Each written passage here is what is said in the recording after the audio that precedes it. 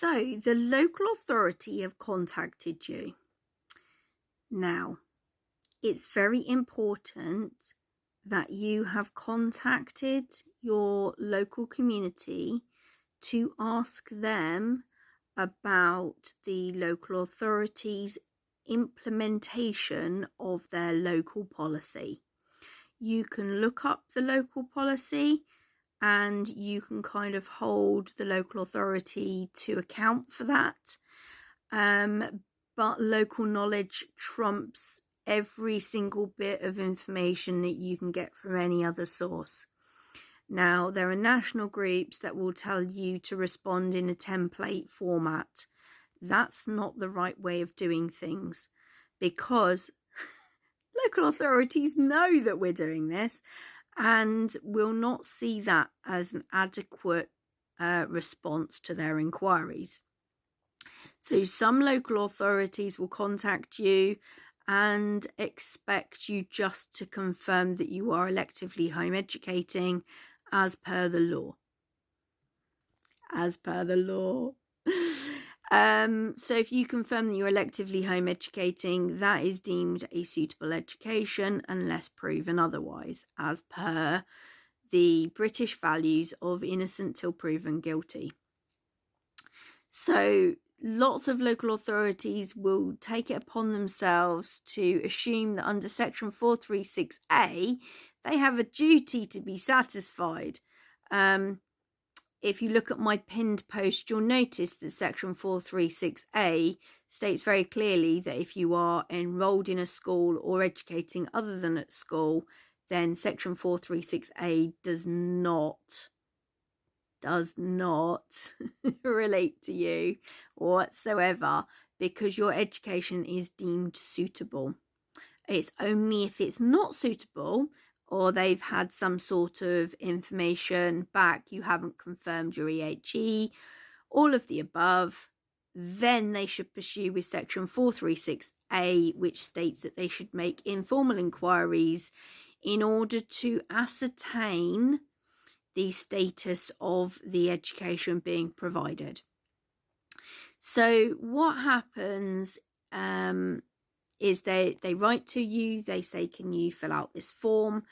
It's generally advised not to use the form, but again, this is all your choice. You can choose to fill that form out, but just be aware a lot of these forms actually ask for information that the local authority are not entitled to, and if they were to actually be put in front of GDPR, it would fail, because it has to be information that is relevant to your child. So knowing your doctor's details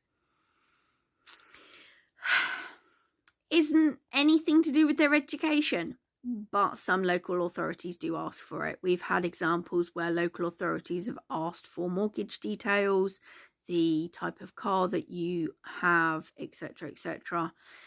These are all not acceptable, but it is at your discretion that you provide this information.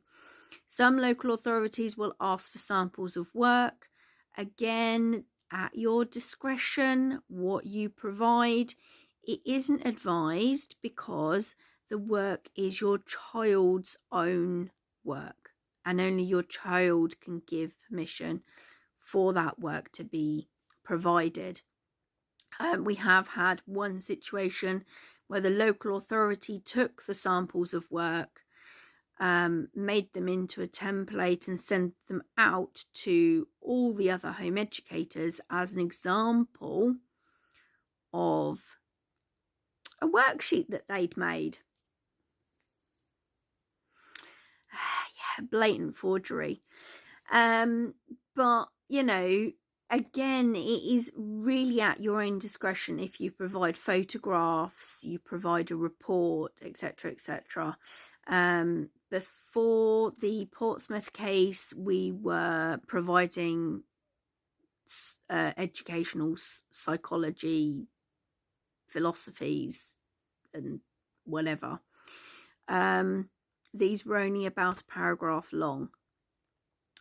Some local authorities will accept something called an educational overview, which is a couple of paragraphs of a summary of what your child has achieved in the last year or in the last, so many months since you started home education. Your communication with the local authority should always be past tense. Never commit to anything in the future, because then if something were to happen and you didn't actually go to Alton Towers that month after all because little Jimmy got sick, then it's not going to look good. So always state what you have done in the past tense rather than your future intentions, because your intentions may well be good, but things change. So bear that in mind and use phrases like, I am satisfied with the progress that little Timmy has made in this last year. I am satisfied that he is meeting his educational milestones for his age, ability, aptitude and SEND needs. We are impressed that since leaving the school environment, little Johnny was unable to do X, Y and Z. I am now pleased to report that he is able to do X, Y and Z. These things are all extra brownie points to show that you are assessing the progress of your child's education.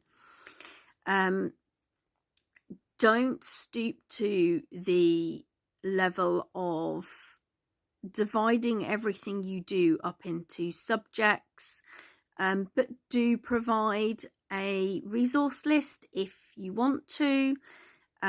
Do provide examples of topics and things that your child has really enjoyed where they are unique to the other children. Share fun stories and fun learning experiences that you've found stood out in the last year. These things are all really, really good, and it's lovely to spread some joy with your local authority officer, because whilst they aren't your best friend and you shouldn't be treating them as a mate, it is good to show that you are proud of what you have achieved with your children during however long you've been home educating. But make sure that you have grammar checked it, spell checked it. There are free technologies out there. Make sure that whatever you send to your local authority, be it a confirmation that you're electively home educating, or more than that, more substantial, towards a page or so of information of what you've done because you're proud and you wanted to spell extra information, which perhaps you maybe shouldn't have overshared, but you did. Make sure it is spot on before you send it, because the amount of people who write 35-page reports and do paragraph for each subject and they cannot spell, and it's been through a word processor, not good. It's not going to reflect well.